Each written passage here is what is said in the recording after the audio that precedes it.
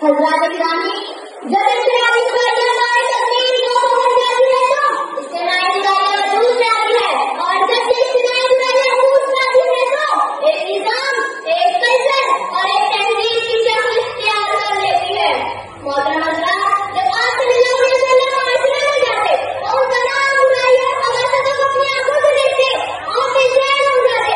कोई बुराई ऐसी कभी न थी कि जिसका रूप न पाया हो। बेहयाई रूप पर थी, बेपर्दगी रूप पर थी, झूठखोरी रूप पर थी, जाबाज़गरी रूप पर थी, इंसान को खुला बनाने की रिवाज रूप पर थी, बच्चों को जिंदा खत्म करने की रस्म रूप पर थी, शराब को शराब की आदतें रूप पर थी, अमलो वारसगिरी रूप पर थी, गोया के साथ सब दोनों से ज्यादा तुम्हारे बदतमीजी करता था। मोहतरम हाज़रीन, ऐलान नबूवत से पहले प्यारे आका सल्लल्लाहु अलैहि वसल्लम छोड़ते कि पहले भी इस बुराई को खत्म किया जाए, कहाँ से शुरू किया जाए, क्या नाम है अमल इख्तियार किया जाए। इसीलिए कहने आप सल्लल्लाहु अलैहि वसल्लम बार इलाज चले जाते और बार आसमान की तरफ देखते कि शायद खुदा की तरफ से कोई इशारा मिले। मगर दोस्तों, ये तो सिर्फ खुदा ताला ही जानता है कि तमाम बुराइयों और खबासतों का मरकजी नुक्ता इंसान का खुद का अपना निजाम और इसकी महंगी हकीकत है, जिसे सिर्फ और कुफ्र कहते हैं। मोहतरम हज़रात, आखिरकार प्यारे आका सल्लल्लाहु अलैहि वसल्लम को अल्लाह की तरफ से इशारा भी नहीं करा।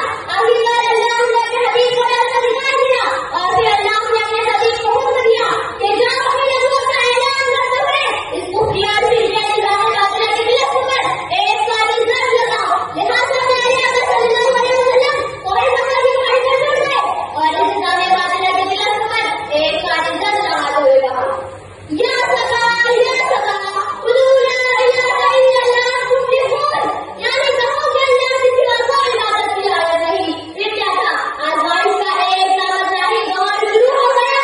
हर बुराई करने वाले आमों बात की तरक्की का मकसद अल्लाह के नबी सल्लल्लाहु अलैहि वसल्लम की जात मुबारक कर गई। आप सल्लल्लाहु अलैहि वसल्लम पर अपना हयात कम कर दिया गया और कुफ्र और शिर्क का ये निजाम जबरदस्त सिलसिला उठा।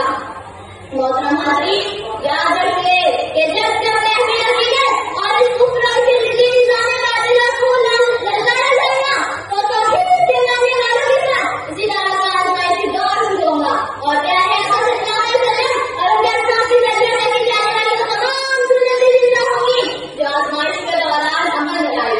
मैं अपनी तकरीर का इख्तिताम इस शेर पर करूंगी कि ये शहादत का है कि उल्फत में कदम रखना है, ये शहादत का है कि उल्फत में कदम रखना है। लोग आसान समझते हैं मुसलमान होना। शुक्रिया, वाक़िफ़